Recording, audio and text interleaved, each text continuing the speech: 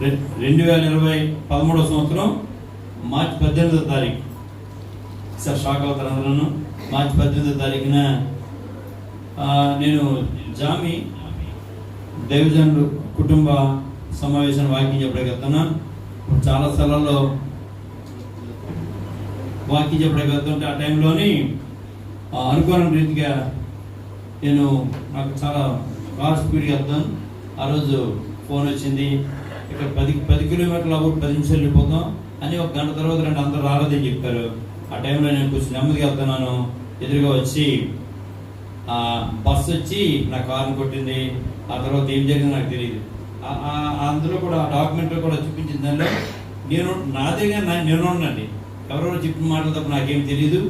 అది 5-6 రోజుల తర్వాత నేను కోమాను బయటకు వచ్చాను. ఆ టైం పునరుత్థాన టైమే అది.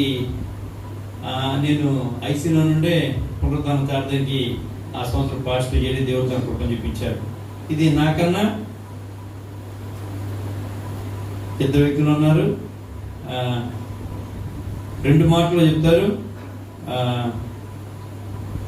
మా అన్నయ్య వెక్టర్బాబు వచ్చి 2 మాటలు చెప్తారు. ఎందుకంటే ఆ రోజు ఉండే ఆయన టైంలో ఏం చేసింది, వెంటనే బ్లడ్ ఫుల్ బ్రెయిన్ ఓపెన్ అయిపోయింది, బ్లీడ్ అయిపోతుంటే ఆ టైంలోనే బ్లడ్ ఎక్కించాలని చెప్తే ఎవరో బండి వేసుకుని వెళ్ళిపోతుంది. నార్మల్ బ్లడ్ కాదు, దీని బండి ఎవరు బండి వేసుకుని వెళ్ళిపోతుంది. 4 గంటలు పెట్టారు, అంత చేశారు.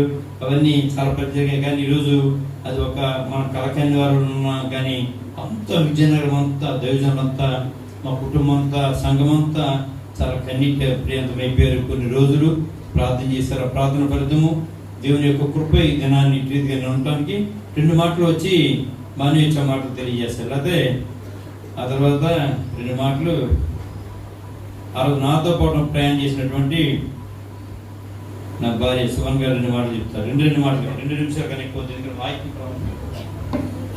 దేవుని అనుకున్నాం.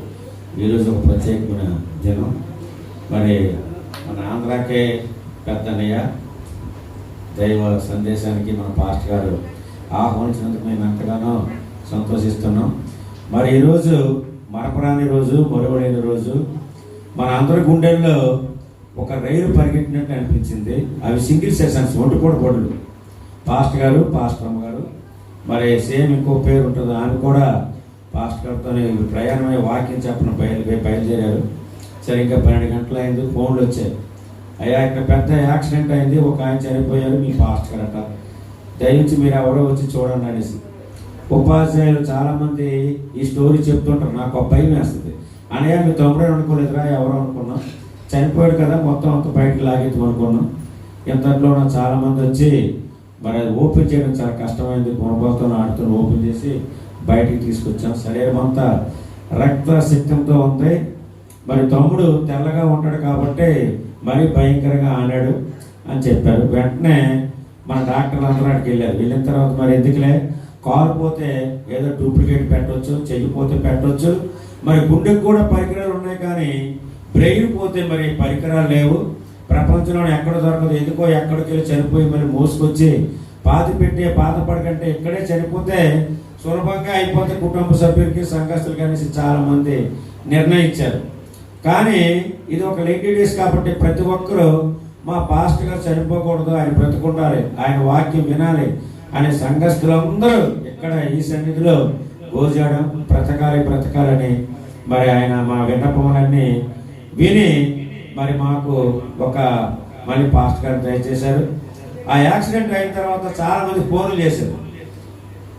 ఈ డాక్టర్ గారు ఏం చెప్పారంటే, అతను అలాగే కూర్చొనే ఉంటాడు, అన్నం అడగడు, ఆకలి అనడు, నిద్రపోడు, ఏమీ చేయడు, అతను తెలుసుకొని మీరే అన్ని పెట్టాలి తప్ప మరికొకటే లేదనేసి డాక్టర్ అంతా చెప్పారు. అయ్యో ఇటువంటిప్పుడు మనం వెయిట్ అవుతాం, ఈ మనిషిని మొదలే మనం అనకూడదు, కానీ పేదరికం ఇవన్నీ ఎవరు చేస్తారనేసి మేము చింతిస్తుంటే 6వ రోజున మరి పాస్టర్కి ఒకటే రవి అంటే పలకట్లేదు.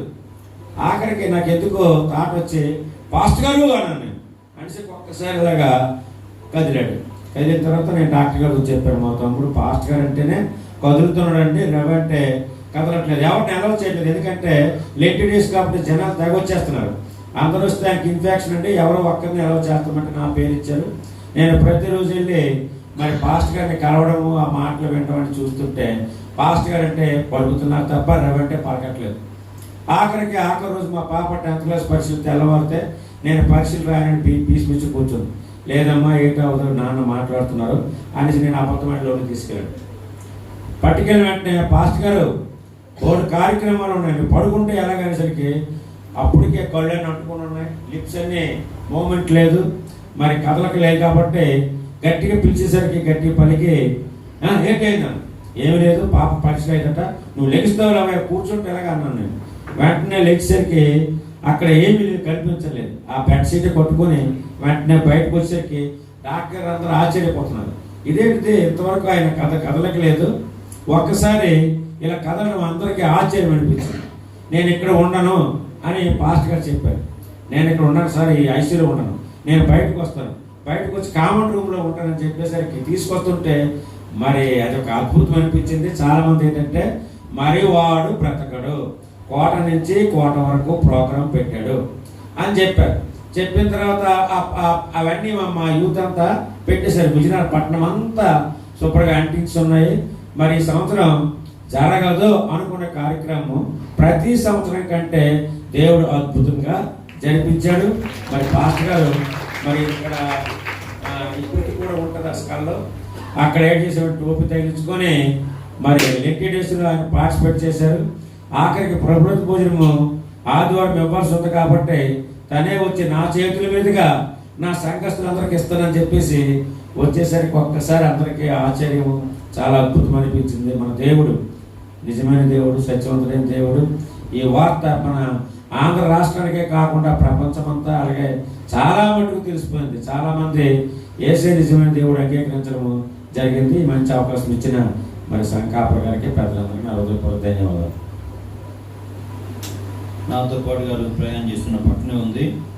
నేను వెంటనే అదే కోమలోకి వెళ్ళిపోవటం, మళ్ళా ఆ తర్వాత ఏం జరిగిందో కూడా నాకు తెలియదు.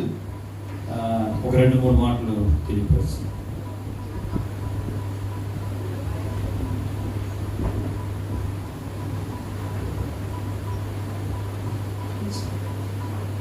వేదికను అలంకరించిన దైవజనులకు, అంత దూర ప్రయాణం చేసి వచ్చిన అయ్యగారికి, అలాగే కూడి వచ్చిన దైవజనులందరికీ, సంఘం అంతటికి, అలాగే కొలీగ్స్ అందరికీ, బంధువులకు అందరికీ మా కుటుంబ పక్షంగా వందనాలు తెలియజేస్తున్నాను.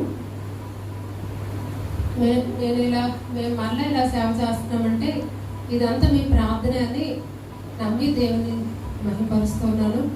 ఎందుకంటే ఆ రోజు ఉన్న సిచ్యువేషన్ అంతా చాలా భయంకరం అండి. నేనే ఫస్ట్ ప్రక్కన ఉన్నాను, ప్రక్కన బ్రెయిన్ అంతా బయటకు వచ్చేస్తే మొత్తం కాలంతా బ్లడ్. ఇక నాకు మెంటల్ వస్తుందేమో అనుకున్నాను. అంటే నేను అక్కడ ఉన్న పరిస్థితి అలా ఉంది.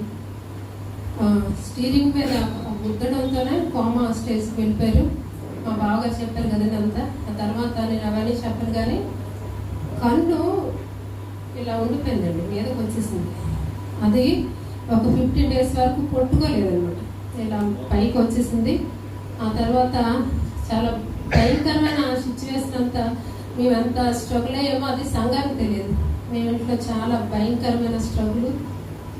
ప్రతిరోజు కూడా అది రాత్రి పగలన్నది మాకు తెలియలేదు. ఒక 1 year వరకు చాలా భయంకరమైన పరిస్థితి. అసలు మాటలు సరిగా వచ్చేవి కాదు, కన్ను సరిగా కనిపించేది కాదు.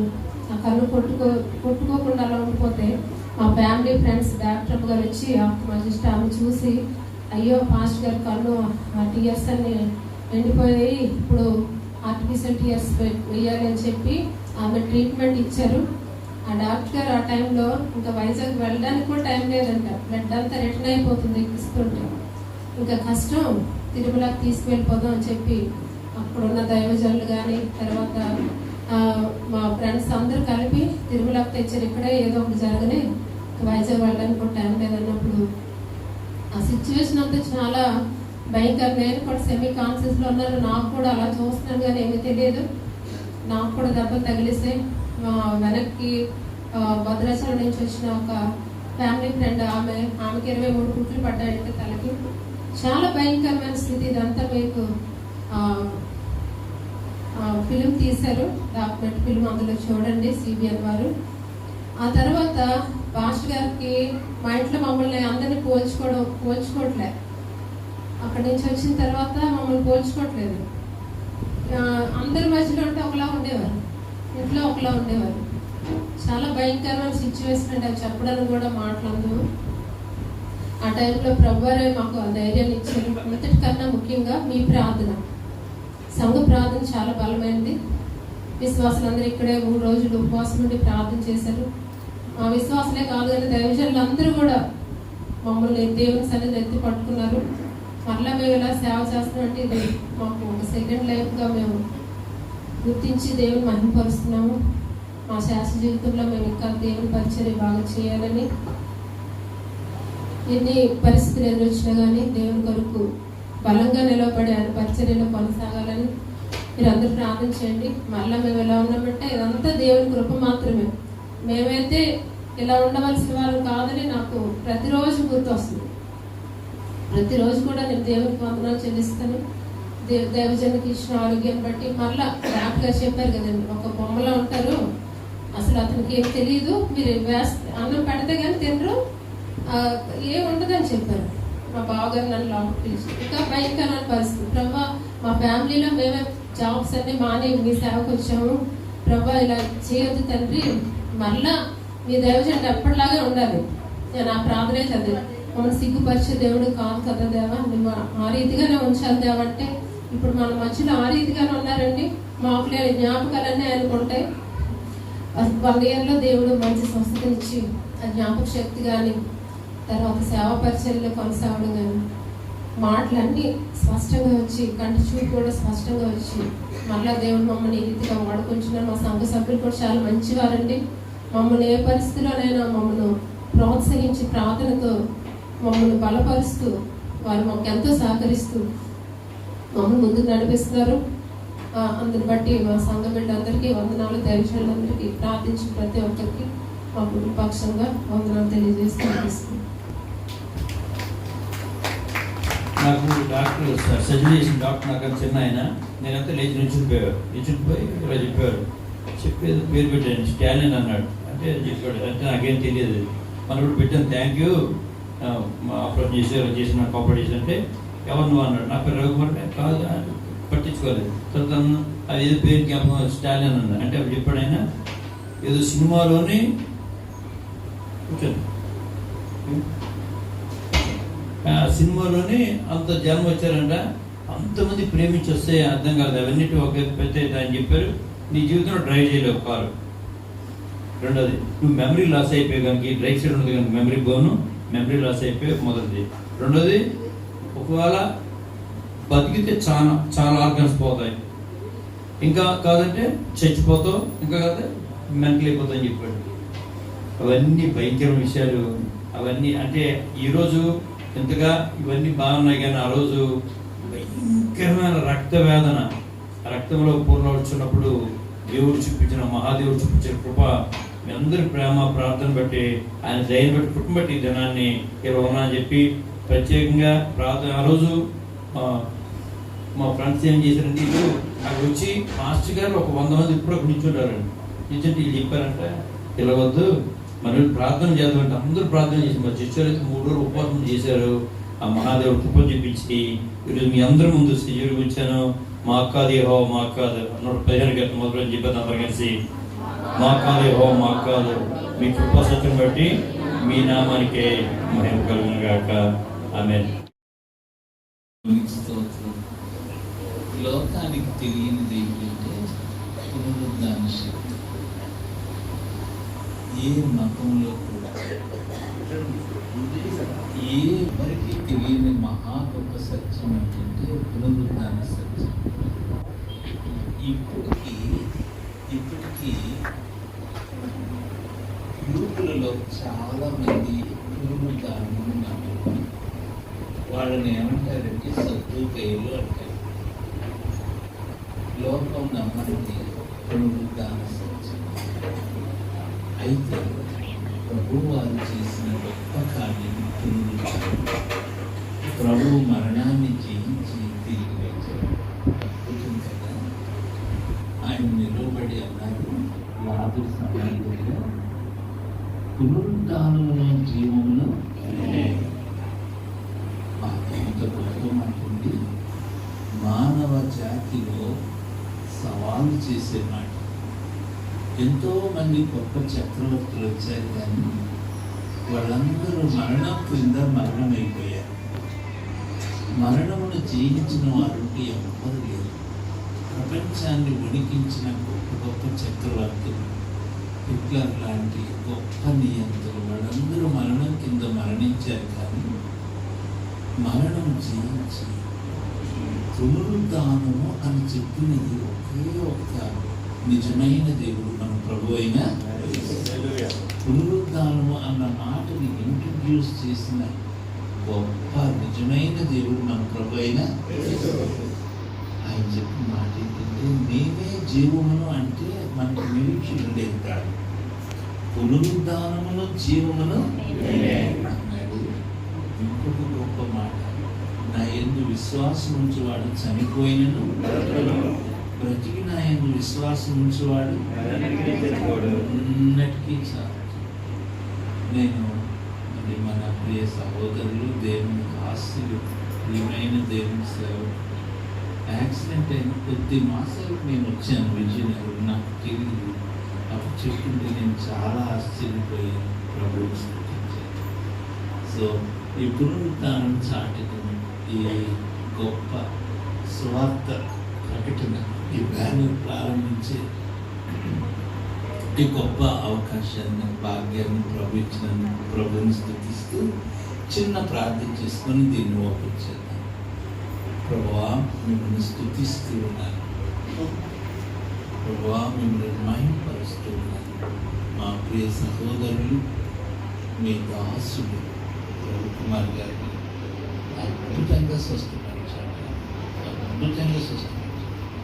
లోకంలో ఉన్న వైద్యులందరూ ఆశ్చర్యపరిచే కార్యం చేశారు. ఎటువంటి బలహీనత లేకుండా అంతకుముందు కన్నా యాక్టివ్గా, నార్మల్గా ఉంచినందుకు వందనాలు చెల్లిస్తున్నాను. సాతాను కార్యములు లయం చేసినందుకు వందనాలు. సాతానుకు అవమానం కలిగించినందుకు వందనాలు. ప్రేమ కలిగిన ప్రియమైన తండ్రి, ప్రియ సంఘం ఎంతో కన్నీరు కాచారు. మీ దాసురాలు బిడ్డలు ఎంతో ఏడ్చారు. తోటి సేవకులు ఎంతో భయంకరంగా కన్నీటికి ప్రార్థన చేశారు. వారి ప్రార్థనలు ఆలోచించి చేసిన గొప్ప కార్యం కొరకు వందనాలు. ఈ బ్యానర్ని ఆశీర్వదించండి. మరి ఇప్పటి నుంచే మరి ఎంతో పబ్లిసిటీ చేస్తుండే ఆ కార్యక్రమం ఎంతో మహిమకరంగా జరిగించండి, ఆశీర్వదించండి. మీకే ఈ యొక్క కార్యక్రమాలన్నింటినీ మీకే అప్పగించుకుంటాం. వందనాలు చెల్లిస్తూ యేసు నామమున ప్రార్థిస్తున్నాం తండ్రి. తండ్రి యొక్క కుమారుని యొక్క పరిశుద్ధాత్మ యొక్క నామమున ఈ పోస్టర్ని ప్రారంభిస్తున్నాము.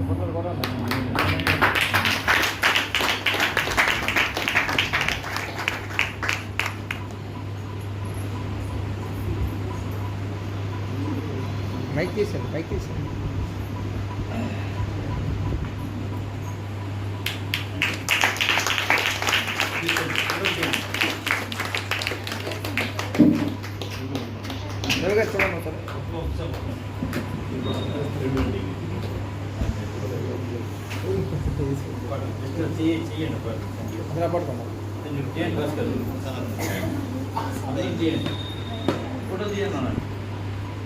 సార్ కొంచెం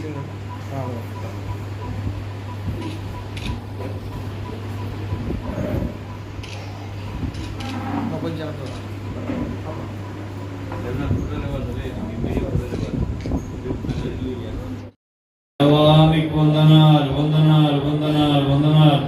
వాక్యం కొరకు మనం సిద్ధపరచుకుందాం.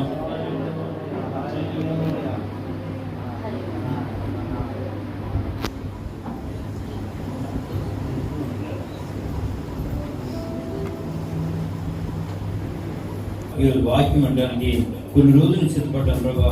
ఈ విమోచన మహోత్సవం దేవా కేవలం భౌతికంగా రవికుమార్ విమోచన పడ్డాడు, కానీ ఆత్మీయ స్థితిలో అందరూ ఉన్నాము. అటు పరిస్థితిలో మమ్మల్ని అందరూ విమోచించండి, మీ యొక్క ఆత్మలు సంధించని చెప్పి మనం జరుగుతాం ప్రభు సన్నిధిలో. ఒకసారి మనం అందరం మనం అప్పగించుకుందాం. మన పూజ చేసిన పైకి ప్రభుకి అప్పగించుకొని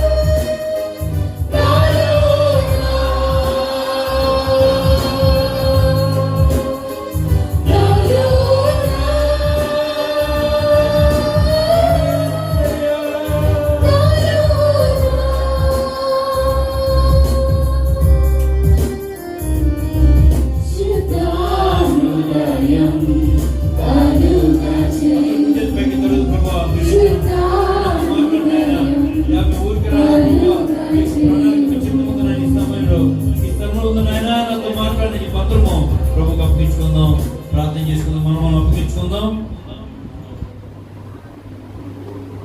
మన మధ్యలో దైవజనులు ప్రమోద్ కుమార్ గారు వచ్చి ప్రార్థన చేస్తారు. పరిశుద్ధులైన దేవానికి వందనాలు, ఇంతవరకు తండ్రి ప్రభా నడిపించినటువంటి దేవా గొప్ప సాక్ష్యం తండ్రి, గొప్ప ఎంతో స్తుతిస్తూ ఉన్నాను. దేవుడు చేసిన ఆ గొప్ప కార్యం నిజంగా ఎంత గొప్పది, ఆశ్చర్యం కదా. దేవునికే మహిమ కలుగును గాక, దేవునికే అనంత మహిమ ఘనత కలుగును గాక. నిజంగా ఎంత నమ్మదగిన దేవుడు, ఆయన విశ్వాస్యత ఎంత గొప్పది.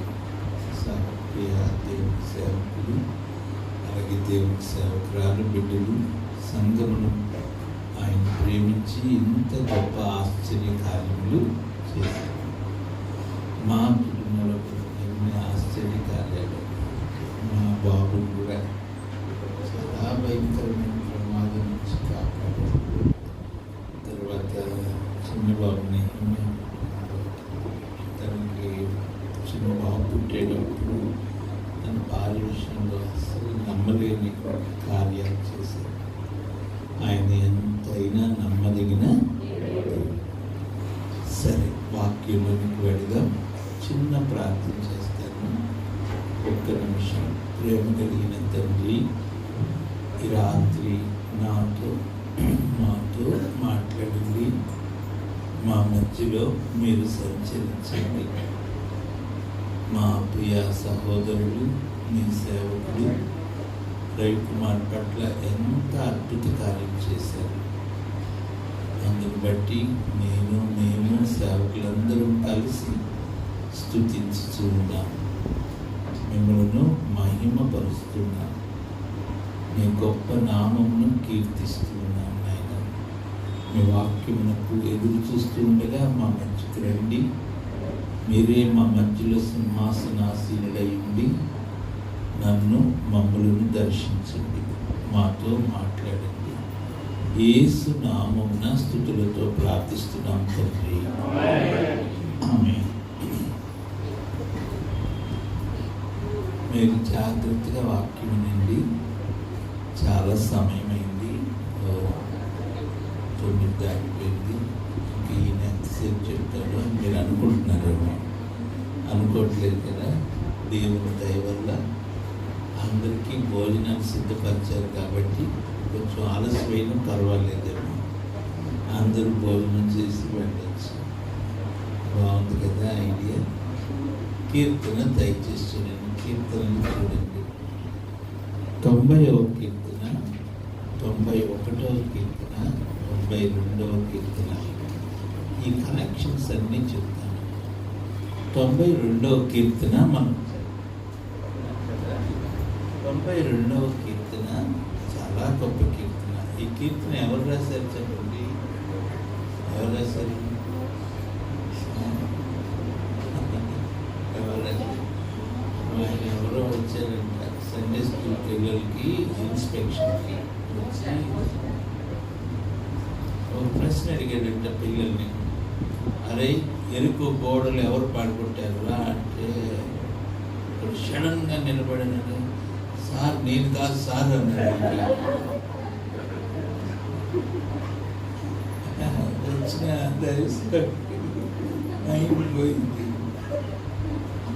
ఆయన వీడి పదేవాడు దొరికాడు, నేను కాదంటున్నాడు. టీచర్ గారు పిలిచి అమ్మాయి ఏంటి నేను పడగొట్టలేదు అంటున్నాడు, తిరుగుబాటు. ఆ టీచర్ గారు కరెక్ట్ సార్, సత్యం సార్, వాడు అబద్ధం ఆడరు, వాడు అట్లాంటి పని ఎప్పుడు చేయడు సార్ అని. సరే చర్చిలో ఉన్న పాస్టర్ గారిని పెద్దల్ని పిలిచి, ఏంటి టీచర్ ఏమి ఎట్లా అంటుంది, వాడేమో నేను పడగొట్టలేదు, అసలు ఏంటి ఎవరు పడేశారంటే పాస్టర్ గారు అంటారంటే, సార్ ఇదేదో సైతాన్ పని ఉంటుంది సార్, మొత్తానికి మళ్ళీ కట్టిస్తాను సార్ గోడలు చర్చి.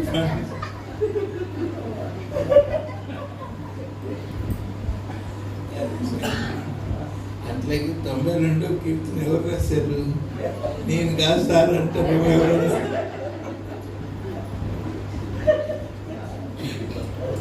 దైవజనుడైన మోషే రాశాడు కదా.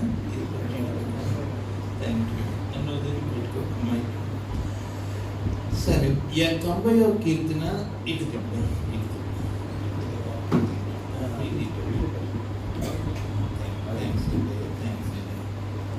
90వ కీర్తన దైవజనుడైన మోషే రాశాడు. 91, 92, 90 నుండి 95 వరకు దైవజనుడైన మోషే రాసిన కీర్తనలే చెప్తారు. ఒక అన్న ఉండేవాడు, ఆయన ఏం చెప్పేవాడంటే, ఆయన పద్దాక ఏమనేవాడంటే, నాకు అయిపోయింది, నేను వెళ్ళిపోతున్నాను అనేవాడు. ఎందుకంటే ఆయనకి 70 years వచ్చినాయి. అంటే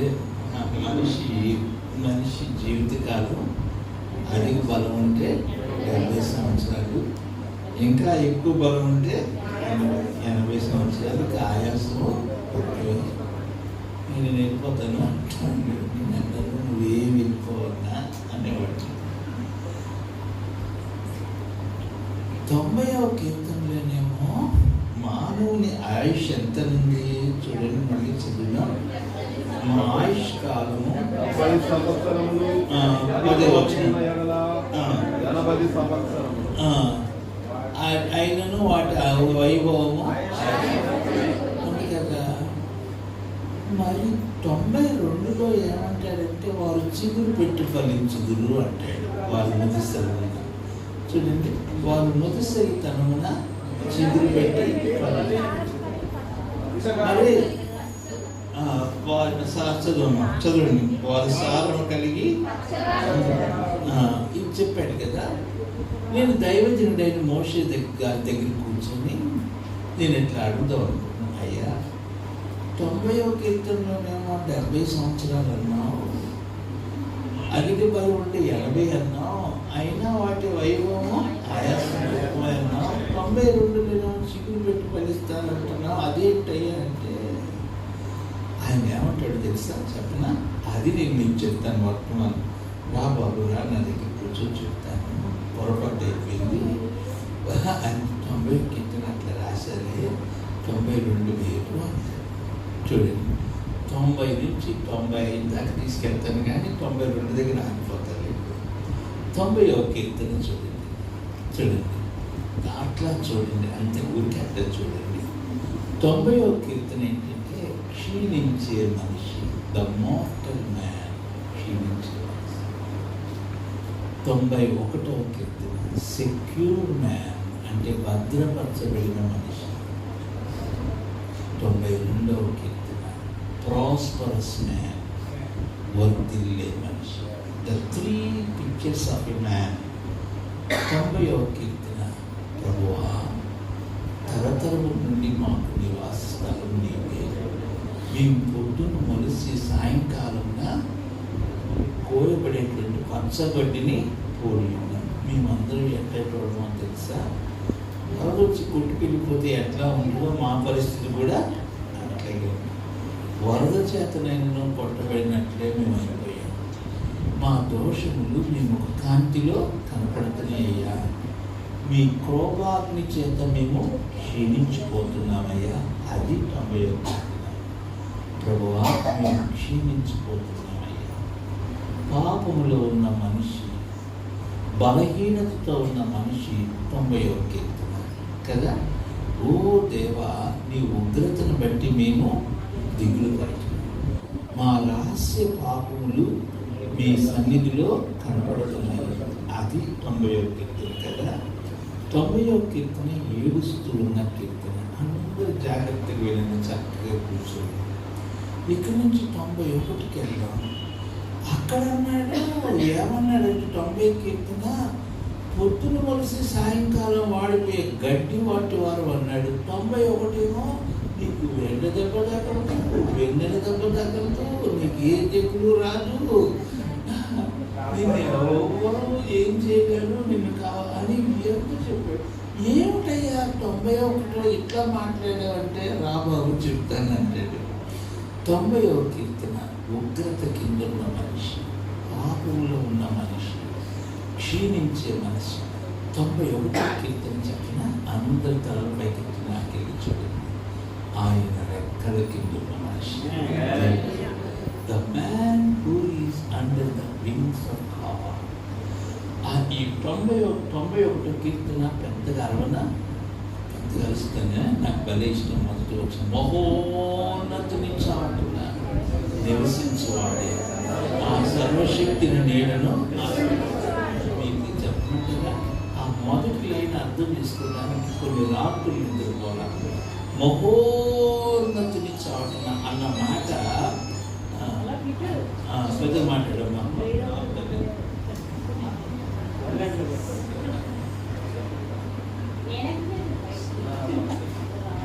కీర్తన వాక్యం విన్నాను.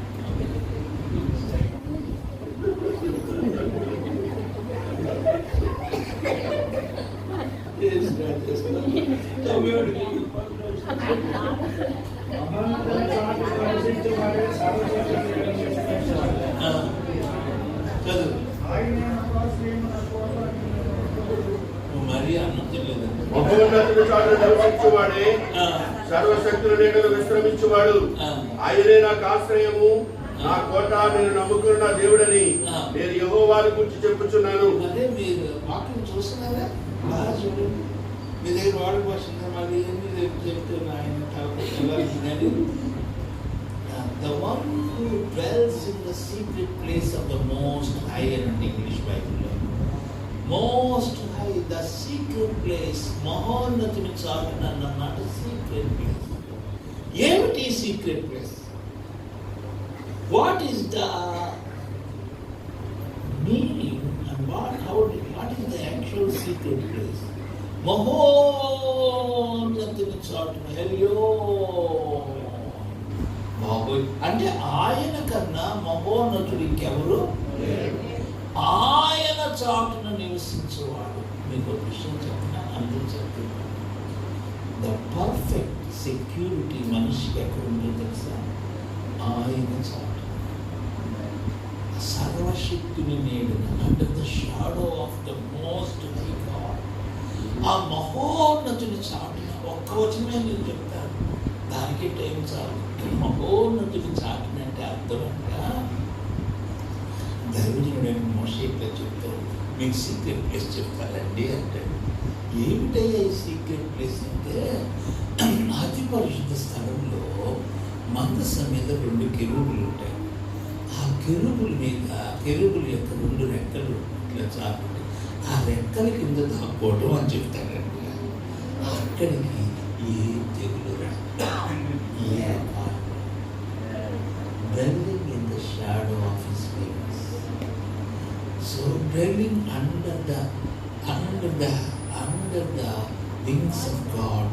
Okay, thank you. ఆ మహోన్నతుని చాటున నివసించడం బాబోయ్, అది మామూలు విషయం కాదు.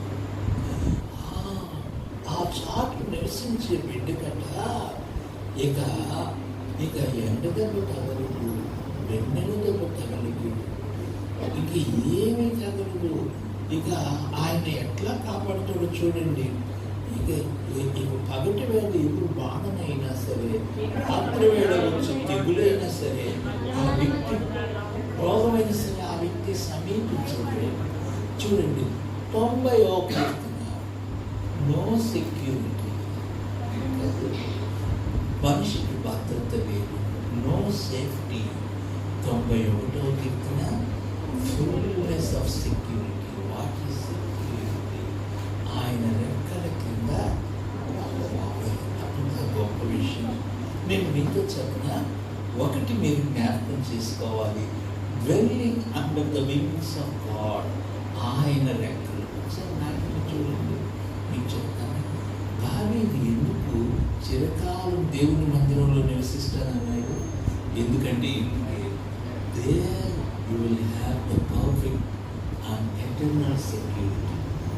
నిత్యమైన ఆశ్రయం, పరిపూర్ణమైన భద్రత you will have in the house of the Lord. ప్రభువు. అందుకే నేను చిరకాలం యెహోవా మందిరంలో ఆయన హస్తం క్రింద బ్రతకటం మనిషి నేర్చుకోవాలి. ఆయన రెక్కల చాటున బ్రతకటం నేర్చుకోవాలి. ఓ రూతమ్మ, నువ్వు ఎక్కడికి వచ్చావు అంటే, నీవు యెహోవా రెక్కల కిందకి వచ్చేసావు. నువ్వు మనుషుల దగ్గరికి రాలా, యెహోవా రెక్కల కిందకి వచ్చావు. అందుకే ఆయన నీకు సంపూర్ణమైన బహుమానంలో 91 కీర్తన కూడా అయిపోయింది. నేను 92వ కీర్తనకు వచ్చేస్తాను. 91వ కీర్తన నేను చెప్తే అది చాలా టైం అయిపోతుంది, కానీ నేను చెప్తాను. There you will have perfect security. ఏ తెగులు అది కరోనా కాదు కదా, కరోనా తాత కూడా నేనేమి నేను మీతో చెప్తున్నాను. చచ్చిపోయిన చాలా కానీ సంఘంలో అయితే ఎంతో మంది బతికారు. చూడండి, జాన్ జీ లేక్ అనే దైవజనుడు ఆఫ్రికాలో గొప్ప దైవజనుడు. ఆయన గొప్ప మినిస్ట్రీ చేసే మిషనరీ. కొన్ని వందల సంఘాలను ఆయన స్థాపిస్తాడు.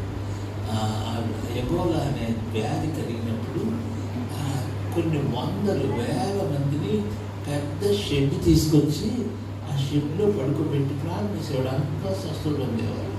ఎబోలాతో అందరూ చచ్చిపోతుంటే ఈయన అంత స్వస్థ. ఈ డాక్టర్స్కి సైంటిస్ట్కి అర్థం కాదు, ఈ మనిషి ఏంటి ఇట్లా చేస్తున్నాడని చెప్పి ఒకరోజు ఆయన దగ్గరికి వచ్చి ఎబోలా వైరస్ని ఒక బాటిల్ వేసి ఆయన చేతులు వేసాడు. చేతులు వేస్తే ఎబోలా వైరస్ చచ్చిపోతుందంటే ఆయన చేతులు వేస్తే అట్లా. అప్పుడు ఆయన అడిగారు, ఏమిటి నీ చేతులు ఎబోలా వైరస్ చేసి చచ్చిపోతుంది? ఆయన ఏమన్నాడు చెప్పిన, జీవము గల దేవుడు నా యొక్క దేహంలో నివసిస్తున్నాడు. The living God is dwelling in me. అది దట్స్ వండర్ఫుల్. ఏ తెగులు నీకు రాదు. నాకు ఇంకోటి అది ఆశ్చర్యం అండి. నేను ఆపరేషన్ క్రిస్మస్ చైల్డ్లో నేషనల్ కోఆర్డినేటర్గా ఉన్నాను. ఆపరేషన్ క్రిస్మస్ చైల్డ్ సోమాలియా దేశంలో డాక్టర్ గారు పెడతాడు. బాబోయ్, ఆయన చాలా గొప్ప దైవజనుడు.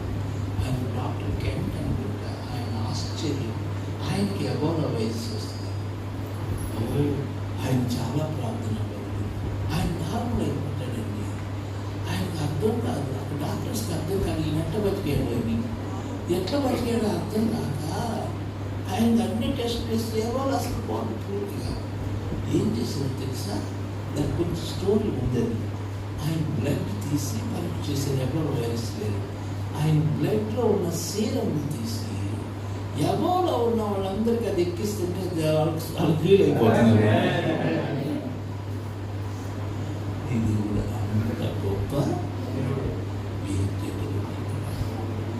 సో మీరు ఎక్కడ దాక్కుంటారు? మహోన్నతమైన చాటున, the secret place of most high, మహోన్నతమైన చాటున నివసించేవాడే ఆయన రెక్కల నీడున. ఆ తర్వాత ఆయన మరి ఈ కీర్తన చెప్పమంటారా? 2 మాటలు చెప్తాను. మళ్ళీ ఒకసారి కీర్తన చూడండి, మీ బుర్ర తిరుగుని తిరగాలి. చూడండి, ఒకసారి చూడండి. మొదటి 2 వచనాలేమో పాట రాసి ఆయన చదువుతాడు. 2వ వచనమేమో వింటున్న ప్రజలు చెప్తారు. చూడండి, వింటున్న ప్రజలు 2వ వచనం నుండి 10వ వచనం వరకు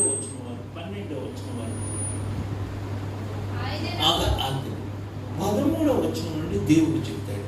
అంటే 3 పర్సన్స్ కలిసి ఈ కీర్తన చెప్పారు. మొదటి 2 వచనాలేమో కీర్తన రాసిన ఆయన చెప్తాడు. 2వ వచనం నుండి 12వ వచనం వరకేమో ప్రజలు. మహోన్నతుని చోటు నివసించేవాడే, ఆయన రెక్కల నీడన విశ్రమించేవాడు. చెప్పిన సర్వశక్తి నేను విశ్రమించు, ఆయనే నాకు ఆశ్రయము, నా కోట, నేను నమ్ముకున్న దేవుడు, నేను యెహోవాను గురించి చెప్పుచున్నాను అని రాసి పాట పాడి ఆయన చెప్పాడు. అప్పుడు 2వ వచనం నుండి అందరు చెప్పారు. ఏంటి? వేటకాని ఊరిలో నుండి నిన్ను తప్పించు. ఇది డైలాగ్ సాంగ్ అనమాట. అంటే నాకు ఆయన ఆశ్రయం అంటే ఆయన వేటకాని ఊరిలో నుండి నిన్ను తప్పిస్తాడు.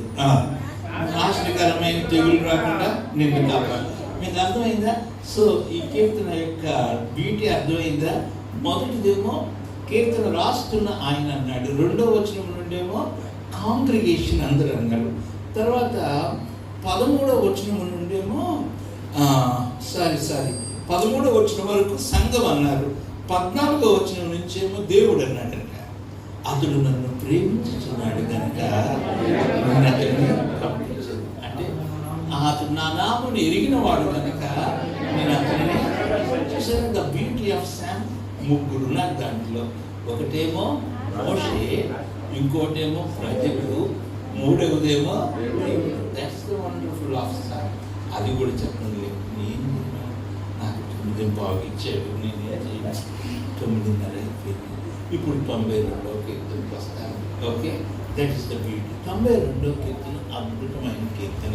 మొదటి వచనం యెహోవాను స్తుతించడం మంచిది, మహోన్నతుడా నీ నామమును కీర్తించడం మంచిది. ఆగు, బాగేనండి, చాలా జాగ్రత్త సున్నాను, బాగా వినాలి. నేను మొదటి 2 వచనాలే కొద్దిసేపు చెప్పగలను. మొదటి 2 వచనాలకి నాకు గంట టైం కూడా చాలు. తర్వాత మిగిలింది నా వల్ల కాదు. చదువునైనా యెహోవాను స్తుతించడం మంచిది, మహోన్నతుడా నీ నామమును కీర్తించడం మంచిది.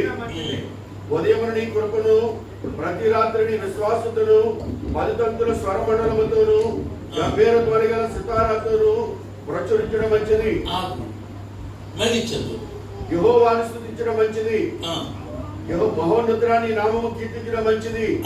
ఉదయం నీ కృపను, ప్రతి రాత్రి నీ విశ్వాసతను, 10 తంతుల స్వరమండలముతోను, గంభీర ధ్వని గల సితారాతో ప్రచురించడం మంచిది.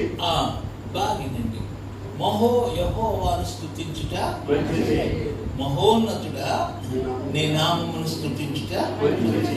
అంతవరకు బాగుంది. అందరూ చక్కగా బయట ఉన్న వాళ్ళు వింటున్నారంటారా? బయట ఉన్న వాళ్ళు మాకు వినపడుతుంది, మేము వింటున్నాం అన్న వాళ్ళు హల్లు చెప్పండి. బయట ఉన్న వాళ్ళు మాత్రమే చెప్పండి. లోపల ఉన్న వాళ్ళు చెప్పండి. సరే, బాగుంది కదా. యెహోవాను స్తుతించుట బాగుంది. తర్వాత ఏమంటారంటే అందరు తలకాయ పైకెత్తండి. ఉదయమునేమో కృపను స్తుతించాలంట, రాత్రి ఏమో విశ్వాసతను ప్రకటించాలంట. ఇది నాకు అర్థం కాల. చదువునైనా ప్రతి రాత్రిని విశ్వాసతను, 10 తంతుల స్వరమండలముతోను, గంభీర ధ్వని గల సితారాతోను ప్రచురించడం మంచిది. అయ్యే బాబు, ఉదయం ఏంటంటే ఉదయాన్నే ఇడ్లీ, నైట్ బిర్యానీ. ఉదయం కృప, ఆన్లైన్ ఉంది. ఉదయం కృప, సాయంకాలం ఏంటి? చదువు. ఉదయం నీ కృపను, ప్రతి రాత్రిని విశ్వాసతను, 10 తంతుల స్వరమండలముతోను, గంభీర ధ్వని గల సితారాతోను ప్రచురించడం మంచిది. ఎందుకనగా జాగ్రత్తగా చూడండి, ఇది చూడండి. ఎందుకనగా, ఎందుకో తెలుసా? యెహోవా నీ కార్యము చేత నీవు ఆగు. యెహోవా పెద్దగా నీ కార్యము చేత నీవు నన్ను సంతోషపరుచుతున్నావు. నీ చేతి పనులను బట్టి నేను ఉత్సహించుచున్నాను. యెహోవా నీ కార్యములు ఎంత ఆగు. ఇప్పుడు బాగేనండి. నీ కార్యము, నీ కార్యములు బాగా చూడండి. ఇక్కడే మీరు దొరికిపోతారు. నీ కార్యం అంటే ఏంటి, కార్యములు అంటే ఏంటి? మీరందరైనా తెలుసు. నీ కార్యము చేత నీవు నన్ను తృప్తిపరుచుతున్నావు. మళ్ళా చదవండి. ఎందుకనగా యెహోవా నీ కార్యము చేత నీవు నన్ను సంతోషపరుచుచున్నావు. నీ చేతి పనులను బట్టి నేను ఉత్సహించుచున్నాను. యెహోవా నీ కార్యములు ఎంత దొడ్డవి. కార్యములు అంటే మన పట్ల చేసే ఆశ్చర్య కార్యాలు. కార్యము అంటే ఏంటో తెలుసా? చెప్పేగా ఆయన శిలువలో చేసిన కార్యము, రక్షణ కార్యం.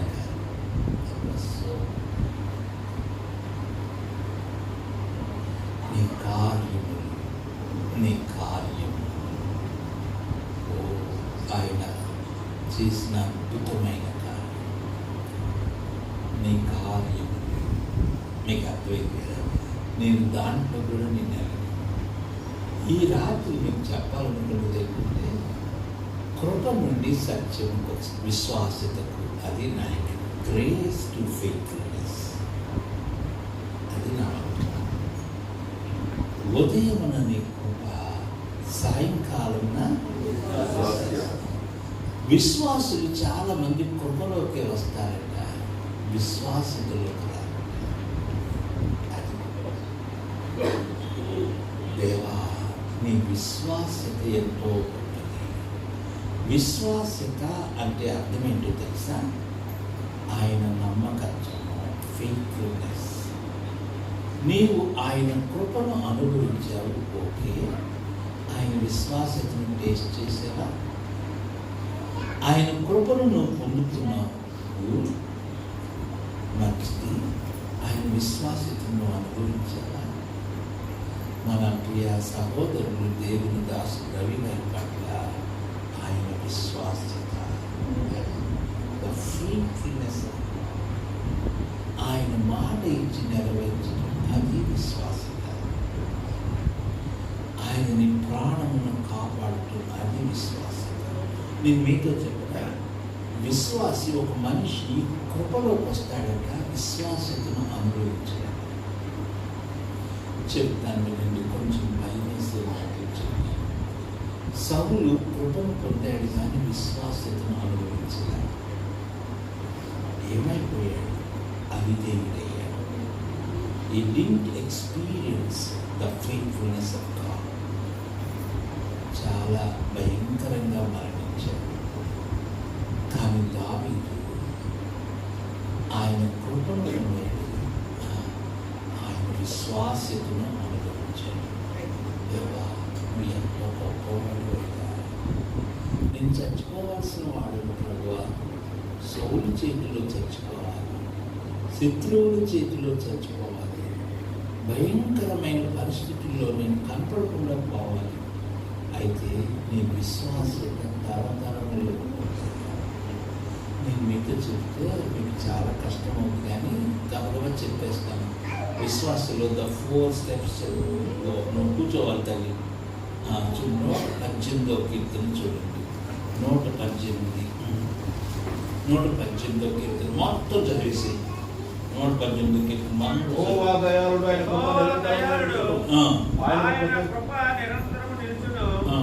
ఆయన కృతజ్ఞతాస్తుతులు చెల్లించుడి.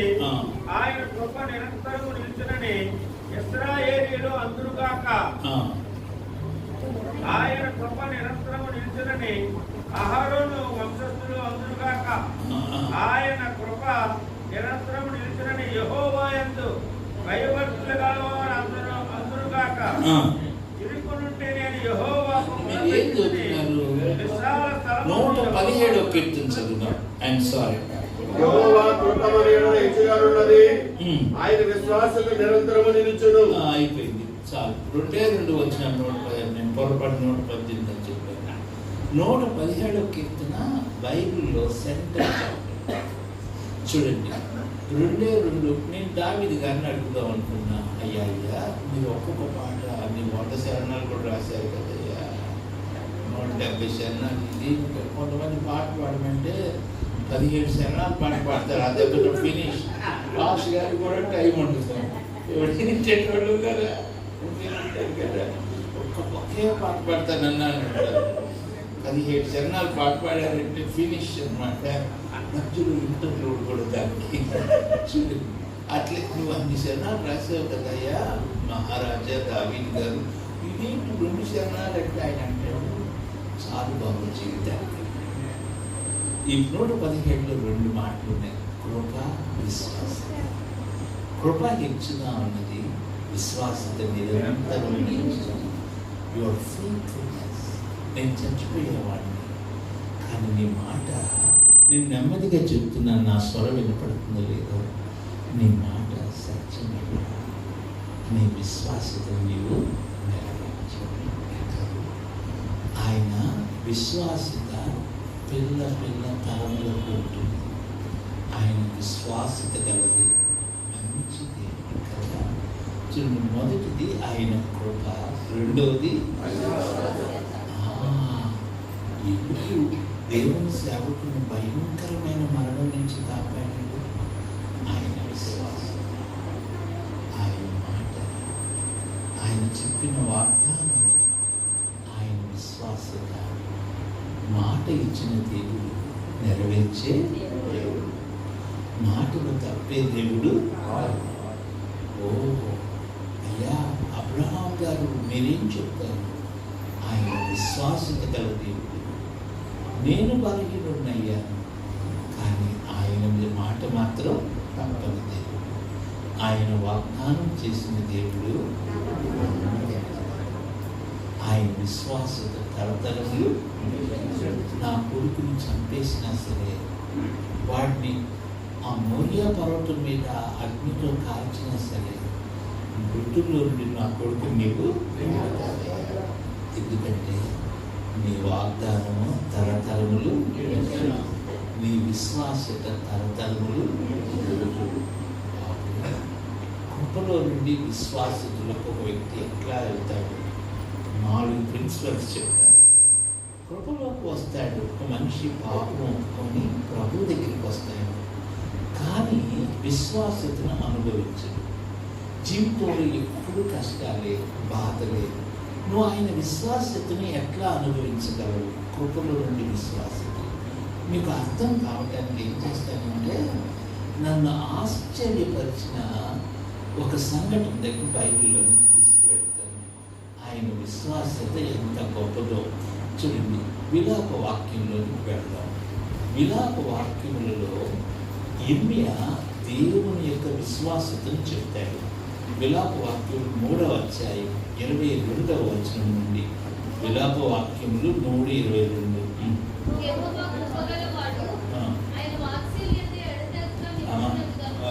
మిస్టర్ ప్రేమ్ చదువు. యెహోవా కృపగలవాడు, మైక్తో చదువుతున్నాడు. యెహోవా కృపగలవాడు, ఆయన వాత్సల్యత ఎడతెగక నిలిచినది కనుక మనము నిర్మూలము కాకుండా వారము.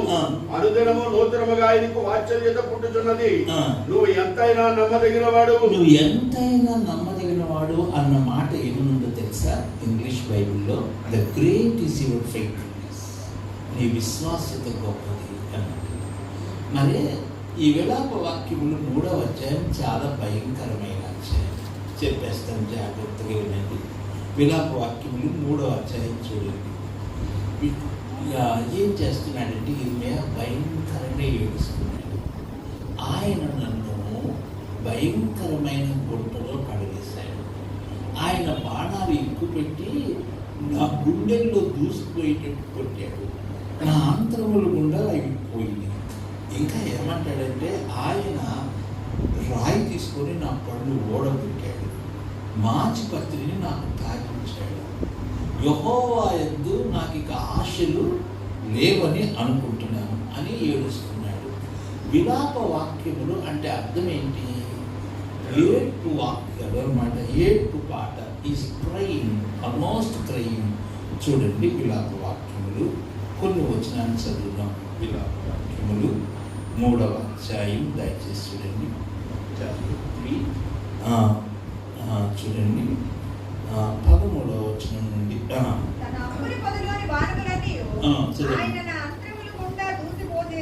చదువు చదివేసి గబగబా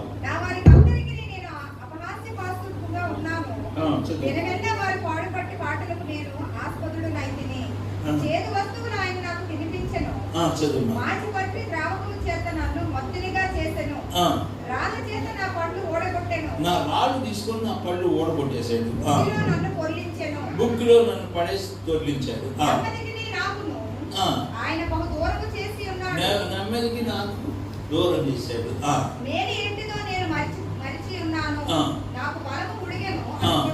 నాకు బలం ఉడికిపోయింది అనుకున్నా. యెహోవా యందు నాకు ఇంకా ఆగుతుంది.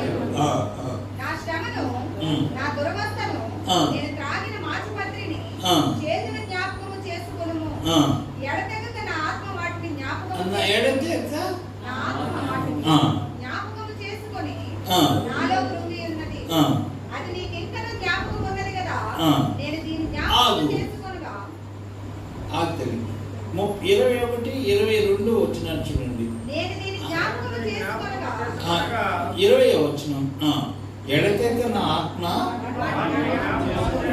వాటిని జ్ఞాపకం చేసుకొని ఆగు. 21 దీనిని జ్ఞాపకం చేసుకొనగా. వాటిని అంటే ఏంటి, దీనిని అంటే ఏంటి చెప్తాను. అందరు నాకు చూడండి, అసలు ఇది చెప్తాను. అదేంటంటే దేవుని సేవకుడు ఇర్మియాని ఏం చేశారంటే రాజుగారి దగ్గర ఉన్నటువంటి అధికారులు ఇర్మియాని తీసుకువెళ్ళి మల్కియా గోతులో పడేశారు. ఆ గోతులో ఏముందంటే ఉట్టి బొరదే, నీళ్లు లేవు. ఆ గోతులో పీకల్లోకి దిగిపోయాడు. అక్కడ ఏం జరిగిందంటే ఆ గోతులో విషపురుగులు ఉన్నాయి. చచ్చిపోతాను భయంకరంగా ఏడుస్తున్నాడు. చూడండి దయచేసి ఇర్మియా గ్రంథం మీకు చెప్తాను. ఇర్మియా గ్రంథం ఇది నన్ను తలలో కిందకి చేసిన వాక్యం. మీరు ఏమన్నా అనుకోండి, నేను ఆశ్చర్యపోయే దేవుడు నాకు ఈ వర్తమానం ఇస్తున్నప్పుడు. చూడండి ఇర్మియా గ్రంథం 38వ అధ్యాయం చెప్తాను. 38వ అధ్యాయం కొంచెం పైన చదువునా. రాజు బెన్యామీను ద్వారమున కూర్చుని ఉండగా 6వ వచనం వారు ఇర్మియాను పట్టుకొని కారాగృహములోనున్న రాజకుమారుడు మల్కియా గోతులోనికి దింపిరి. మల్కియా గోతులోనికి దించారు. అందులోనికి ఇర్మియాను త్రాళ్లతో దింపినప్పుడు ఆ గోతులో నీళ్లు లేవు, బురద మాత్రమే ఉండేను. ఆ బురదలో ఇర్మియా దిగబడెను. అప్పుడు ఈ పాట రాశాడు. ఇది 3వ అధ్యాయం. ఆ పాట యొక్క టైటిల్ ఏంటో తెలుసా? నాకింకా యెహోవా యందు ఆశ లేదు. మందిరానికి వెళ్తాడని ఇంక నమ్మకం ఇక్కడే ఇదే సమాధి. అది మీకు పాట వచ్చిన అర్థనా? నేను స్టార్ట్ చేస్తాను, మళ్ళీ మీరు పాడారంటే నేను వచ్చింది కూడా పోద్ది. నా దగ్గర నాకింకా ఆశలు లేవని కొనగా నా ఆశ నీవైతివే.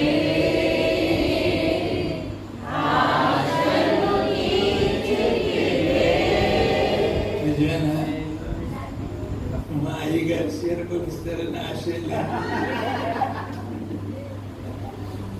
నేను మళ్ళీ బతికి బయటపడతానని ఆశ.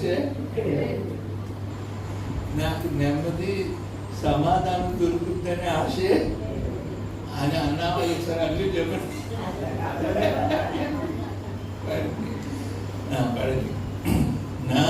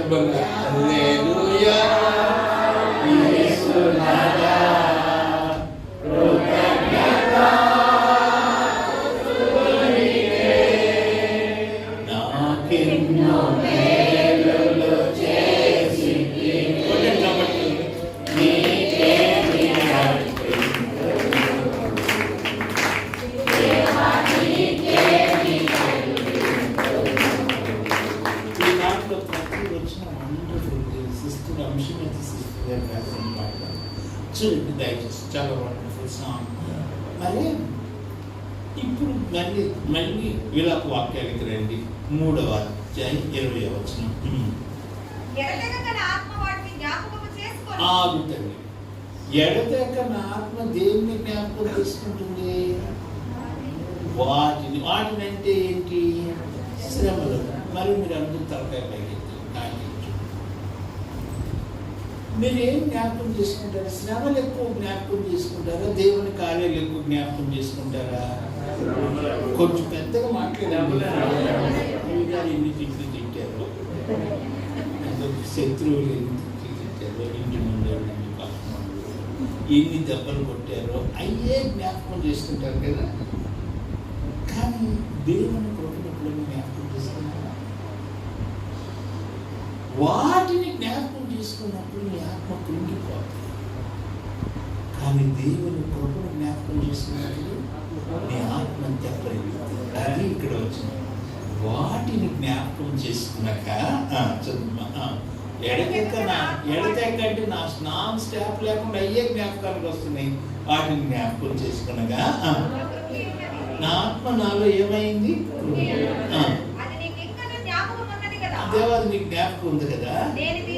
నేను దీనిని జ్ఞాపకం చేసుకునగా దీనిని ఏంటో తెలుసా? ఏంటప్పుడు యెహోవా కృప గలవాడు. అది జ్ఞాపకం. ఆయన ఎన్ని శ్రమలు పెట్టినా, పక్కనోడు ఎన్ని శ్రమలు పెట్టినా, ఇంట్లో ఎన్ని శ్రమలు వచ్చినా, బయట ఎన్ని శ్రమలు వచ్చినా అందరూ కుడి హస్తం పైకెత్తండి, కుడి హస్తం బాగా పైకెత్తండి, ఎడం చేయి గుండె మీద పెట్టుకోండి. అది ఆడుతుందో ఆగిపోయిందో చూడండి. ఎప్పుడు ఆగిపోయింది 9:30 ఇప్పుడు దాకా ఏడుంటుంది. యెహోవా నా పక్షాన నేను ఎన్ని బాధలు పడినా, నాకు ఎన్ని శ్రమలు వచ్చినా ఆయన కృప గలవాడు. యెహోవా కృప గలవాడని జ్ఞాపకం చేసుకోండి. ఏమైందంటే మళ్ళీ ఇర్మియా గ్రంథానికి రండి, 38కి రండి. అక్కడ పైన కోటిలోనంట చిన్న లైట్ వచ్చిందంట. అందరు నాకే చూడండి చెప్తాను. అప్పుడు ఎదర్మనేకు అనేటువంటి ఒక వ్యక్తి రాజుగారి దగ్గరికి వెళ్ళి, నాయన ఆ కోర్టులో ఇర్మియా చచ్చిపోతాడు, మరి అతను ఎట్లా చంపేయటం బాగోదంటే నువ్వు వెళ్ళి బయటికి తీయంటాడు. అప్పుడు పాతదైన చీర చింపిరి గుడ్డలు తీసుకొని వెళ్తాడు. అతను వెళ్ళి ఏం చేస్తాడంటే, అతను కూషీయుడు. చూడండి దయచేసి కిందకి రండి, కిందకి వచ్చేయండి. కొంచెం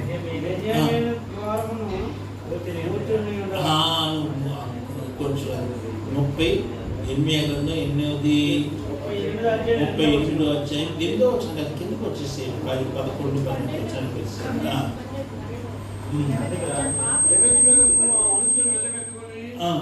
రాజులలో ప్రజలైతే గదులకు వచ్చి అచ్చటి నుండి పాతమైన చింగి బట్టలను తిరిగి చీరాకులైన గొడ్డ పాత్ర తీసుకుని పోయి ఆ గోతులలో ఇర్మియా పట్టుకున్నట్టుగా రాళ్ళ చేత వాటిని నింపి పాతలై తిరిగి చీరాకులైన ఈ బట్టలు కాళ్ళ మీద మీ దగ్గర వచ్చింది. ఎదర్మనేకు ఎవరో తెలుసా?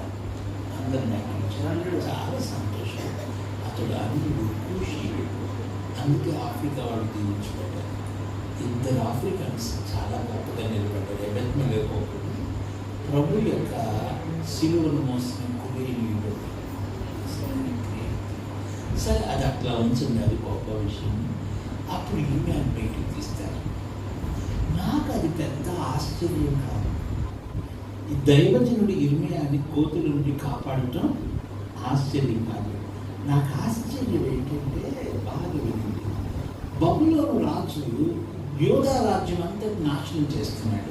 యెరూషలేము నాశనం చేసేటప్పుడు బబులోను రాజు ఏం చేస్తారంటే, చక్రవర్తి నెబుకద్నెజరు ద సుపీరియర్ కమాండర్ నెబూజరదాన్ని పిలుస్తాడు.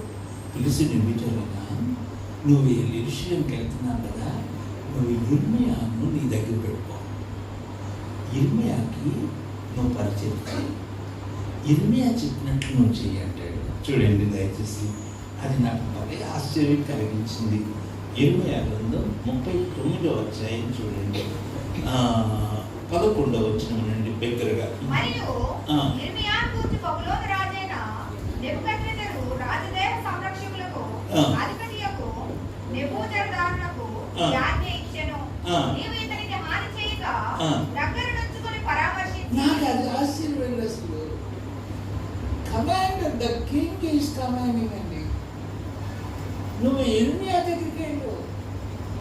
ఇర్మియాకు నువ్వే స్వయంగా పరిచయం చేయాలి.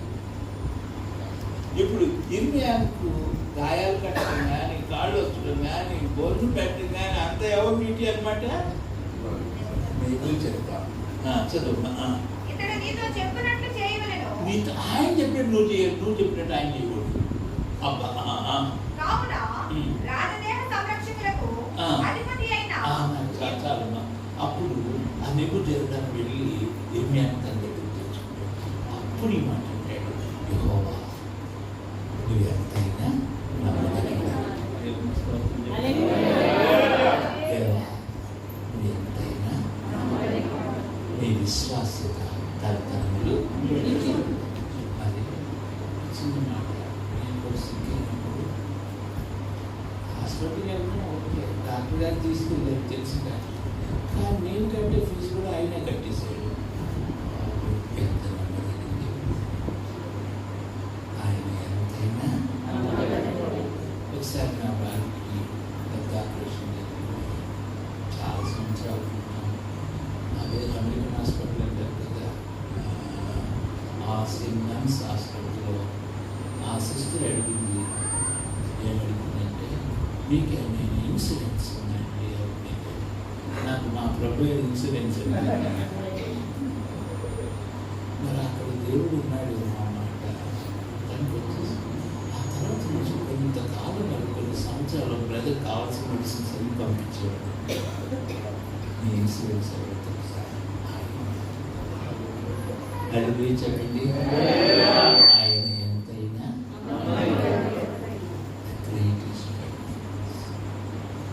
మళ్ళీ నేను వర్తమానంలో సగమే చెప్పాను. మీరు ఆయన నమ్మకంతో టేస్ట్ చేయాలంటే 4 ప్రిన్సిపల్స్ అది భావించి నేర్చుకోవాలి. ఆయన గోర్మాలు కూర్చో, వీళ్ళు 12 మంది పడతారు.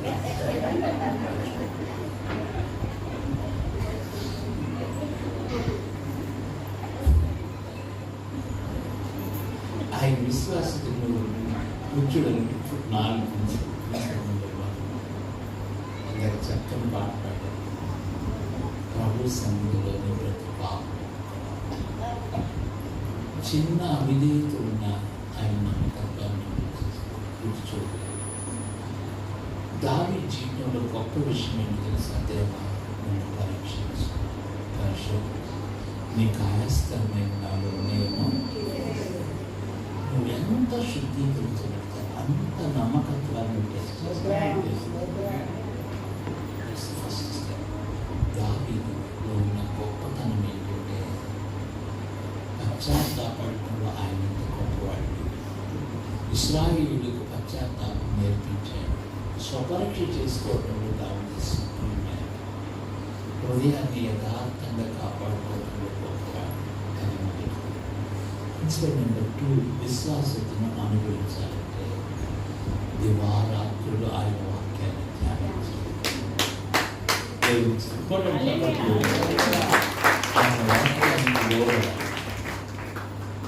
నువ్వు ఆదివారం వాక్యం విని సోమవారం సీరియల్ సినిమాలు చూస్తున్నావు ఏంటంటే అబద్ధం ఆడుకుని చెప్పండి. సీరియల్ చూసే వాళ్ళందరూ అన్నీ చెప్పండి. విశ్వాసాన్ని అనుభవించాలి. ఆయన వాక్యాన్ని నమ్మకంగా ఆయన విశ్వాసంలో అనుభవించాలి. ఆయన కొరకు నువ్వు కనిపెట్టుకోవాలి. మనుషుల మీద ఆధారపడదు. నేను యెహోవా కొరకు సహనంతో కనిపెట్టను. ప్రిన్సిపల్ నెంబర్ 4 చాలా అద్భుతమైన ఆయన చిత్తమును నమ్మకంగా కేൾకున్నాను. ఆయన చిత్తము ఆయన మధ్యలో ఉన్న ప్రేమించాలి. నీ చిత్తము నెరవేర్చుట నాకు సంతోషం. కీర్తన 47 కీర్తన 8 వచ్చింది. కీర్తన 48 వచ్చిన దేవా నా దేవా నీ చిత్తం నెరవేర్చడం నాకు సంతోషము. బ్రదర్ చదవమంటే గబగబా అడవుడిగా చదువుకుంటే దేవా దేవా నా చిత్తం నెరవేర్చుతున్నాను.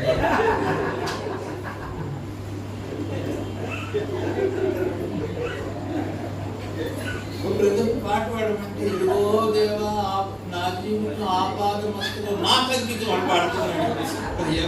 బాబు ఆ పాప పాట నీకు తగ్గిలో ఆయనకి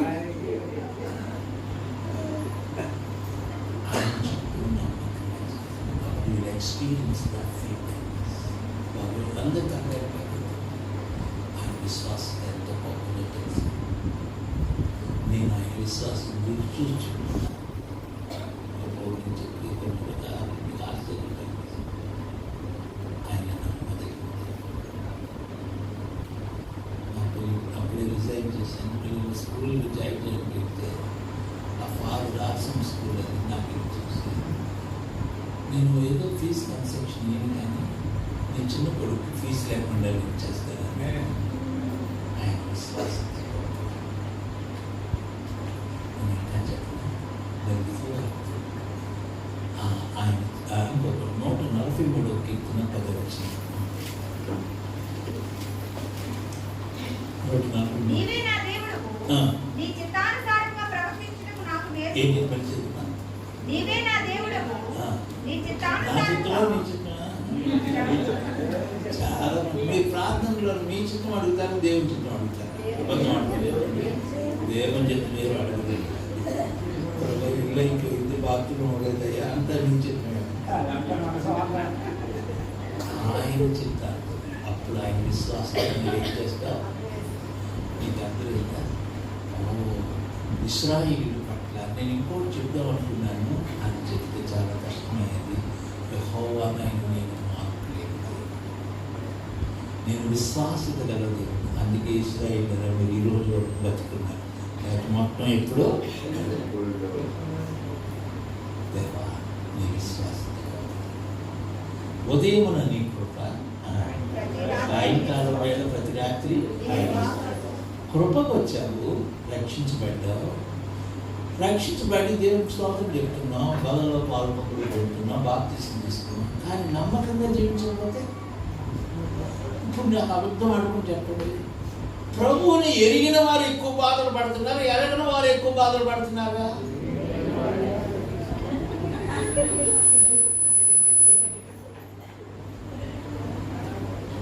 అన్యులు ఎక్కువ కష్టాలు పడుతున్నారు, మనోళ్ళు ఎక్కువ కష్టాలు పడుతున్నారు. వాళ్ళంటారు మీరు నమ్ముతున్నారు, మీకే లాభం కలిగింది అంటారు. మనోళ్ళకి 2 దెబ్బలు, చెంప దెబ్బ. ఎందుకు విశ్వాసాన్ని అనుభవించట్లేదు తెలుసా?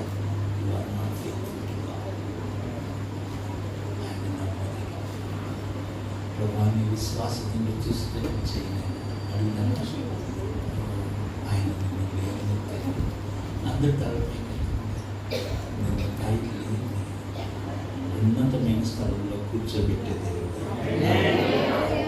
ఎంతైనా నమ్మకంగా జీవించాలి. ఆయన భయంకరమైన ఒకసారి ప్రభు మన జీవితం సమర్పించుకుందామా, ప్రార్థన చేసుకుందామా? అందరూ నాకెన్నో మేలులు చేసి నేను చాలా డౌన్లో ఎత్తినట్టున్నారు, కొంచెం హైట్లో ఎత్తితే బాగుంటుంది.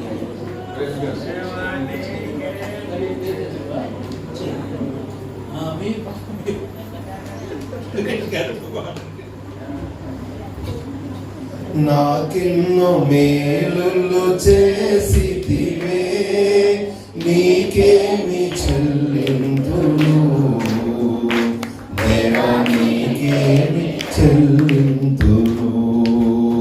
పడదాం. నాకెన్నో మేలులు చేసితివే, నీకేమి చెల్లింతులు దేవా, నీకేమి చెల్లింతులు. హల్లెలూయా యేసునాథా, కృతజ్ఞ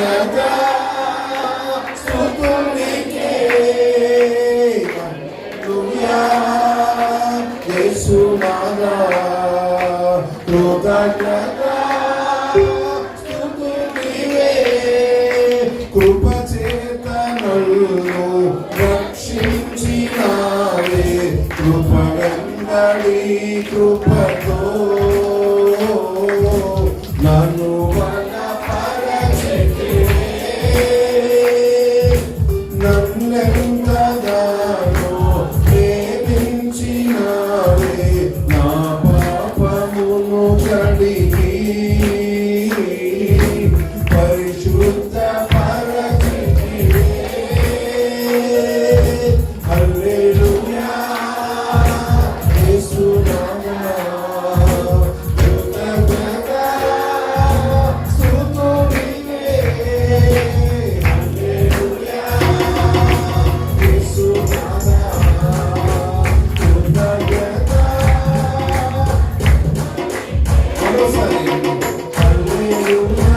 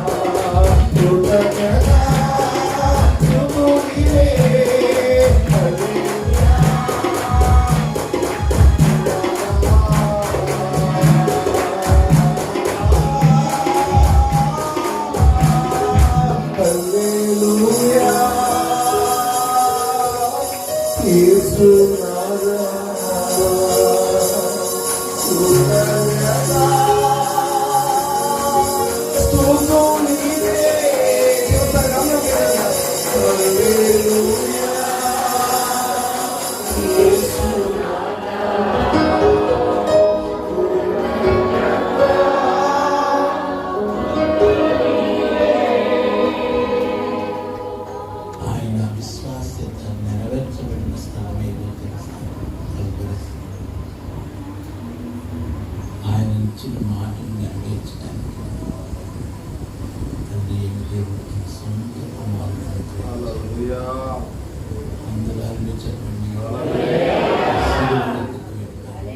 ఎంతైనా నా దగ్గర మీ జీవితాలు ఒకసారి ప్రభువు సమర్పించుకోండి.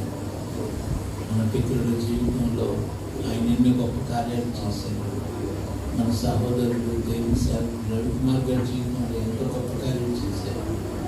అంతకన్నా గొప్ప కార్యాలు మీ జీవితంలో కూడా చేస్తారు. రాత్రి వేళ ప్రభుత్వం ప్రార్థన చేసుకున్నాం. ప్రభు సన్నిధిలో ప్రార్థన చేద్దాం. రాత్రి దేవుడు మనతో మాట్లాడుతున్నాడు. ఆయన కృప ఎంత గొప్పదో, ఎంత హెచ్చుగా ఉన్నదో అది నీవు నేను చెప్పి వర్ణించలేనంత, మనం ఊహించలేనంత కృప నిన్ను నన్ను ఆవరించి ఉన్నదట. ఇదిగో మన కప్పి ఉన్నదట. ఓ ఆయన తన రెక్కలతో మన కప్పి ఉన్నాడు. సర్వశక్తుని నీడలో నీవు నేను భద్రముగా ఉన్నాము ప్రియుల. ఆయన కృప విస్తారముగా మన కమ్ముకుని ఉన్నది. నీకు ఏ తెగులు రాదు, నీ గుడారంలో ఏ తెగులు అంటదు అంటున్నాడు ఆయన. అంత విస్తారమైన కృపతో మనల్ని కప్పి ఉన్నాడు ప్రియుల. ఇదిగో నేను కప్పి ఉన్నాను అంటున్నాడు. నువ్వు భయపడవద్దు. పగలు ఎండ దెబ్బకైనా, రాత్రి వేళ దెబ్బకైనా నువ్వు భయపడవు. నేను నీకు తోడుగా ఉన్నాను. నమ్మదగిన దేవుడు ఆయన, నమ్మదగిన దేవుడు, మహోన్నతుడైన, సర్వశక్తుడైన. హల్లెలూయా, హల్లెలూయా. ప్రభు పాదాల దగ్గర మనం వేడుకుందాము. ప్రభా నీ కృప ఎంత హెచ్చుగా ఉన్నదయ్యా. నీ కృపలో మమ్మల్ని ప్రభానైనా సాగనీనైనా, మమ్మల్ని బ్రతకని ప్రభా. నీ కృపలో మమ్మల్ని వర్తిలింప చేయి ప్రభా. నీ కృపలో మమ్మల్ని ప్రభా భద్రపరచు. ఎంత ఆశ వచ్చిందో ఇర్మియాకు, ప్రభు ఇది నేను తలుచుకుంటే నాకు ఎంత ఆశ పుట్టిందో, ఎంత గొప్ప కృప నీ మీద దేవుడు చూపించాడు. ఓ ప్రియమైన సహోదరి సహోదరుల, నీ మీద ప్రభువు కృప ఎంత విస్తారంగా ఉన్నది. ఒక్కసారి కనులెత్తి ప్రభు కృప నువ్వు చూడగలిగితే కనుక నీవు సంతోషించి గంతులు వేస్తా. హల్లెలూయా, హల్లెలూయా, హల్లెలూయా, హల్లెలూయా. ప్రభా నీ కృపను బట్టి వందనాలు, నీకు స్వాస్థ్యతను బట్టి వందనాలు ప్రభా, ప్రభా, ప్రభా వందనాలు. మహోన్నతుడ పరిశుద్ధుడా నీకు వందనాలు. మా ఇళ్ళలో చూపించుచున్నా కృపను బట్టి మరొకసారి వందనాలు చూపిస్తున్నా. మహాగరుడ ప్రభా, మేము ఎందుకు అర్హత లేని వారు అయినప్పటికీ ప్రభు నీ కృప మమ్మల్ని ఎంత విస్తారంగా కలిగి ప్రభా, ఎంత విస్తారంగా నీ కృప మేము అనుభవించుచున్నాము నా తండ్రి. వందనాలు, వందనాలు, వందనాలు అయ్యా ప్రభా. రే పగలు నీ కృపతో మమ్మల్ని కాచుచున్నావు. నీకు వందనాలు అయ్యా, వందనాలు తండ్రి. నీ పాదములకు రాయి తగలకుండా అన్నావు. ఓహో నీ తల వెంట్రుకలో ఒకటైనను రాలేదంటున్నావు ప్రభా. ప్రభా ఎంత గొప్ప కృప నా తండ్రి. ఓహో మమ్మల్ని ఆవరించు నీ కృపను మేము వర్ణించలేము ప్రభా. దేవా, దేవా, దేవా, ప్రభువా, పరిశుద్ధాత్మ దేవా తండ్రి వందనాలు, వందనాలు. నీ కృపను బట్టి ప్రభా స్తుతులు చెల్లిస్తున్నాను. ఈ రాత్రి వేళ సేవకుడే ప్రభానైనా నీ దాసు ముఖాంతంలోంచి మమ్మల్ని అందరినీ నువ్వు దర్శించినందుకు వందనాలు. స్థానిక దైవ సేవకులు రవికుమార్ బట్టి, వారి కుటుంబాన్ని బట్టి వందనాలు. వారి పట్ల నువ్వు చేసిన గొప్ప కార్యములను బట్టి ప్రభా మన నిండు వందనాలు చెల్లిస్తున్నామయ్యా. మా చేతులైతే మా హృదయపూర్వకమైన స్తుతులతో నీ పాదాల దగ్గర వచ్చినాం ప్రభా. స్తోత్రాలు ప్రభా, కృతజ్ఞతాస్తుతులు చెల్లిస్తున్నాం ప్రభా. మరింతగా మా యొక్క ప్రభా నీ కృపను విస్తరింపచేయమని మహిమయు ఘనతయు ప్రభావమును నీకే ఆరోపిస్తూ యేసు పేరిట ప్రార్థించి అడిగి వేడుకొంచున్నాము తండ్రి. ఆమేన్. అలానే ఇచ్చాను ఒక మాట. రేపు ఉదయం భారతదేశం మేలుకొనే కార్యక్రమము జీజస్ ఫుట్బాల్ జరుగుతుంది. దైవజనులు అందరూ అక్కడ రావాల్సిన ఒకసారి తెలియజేస్తున్నాం.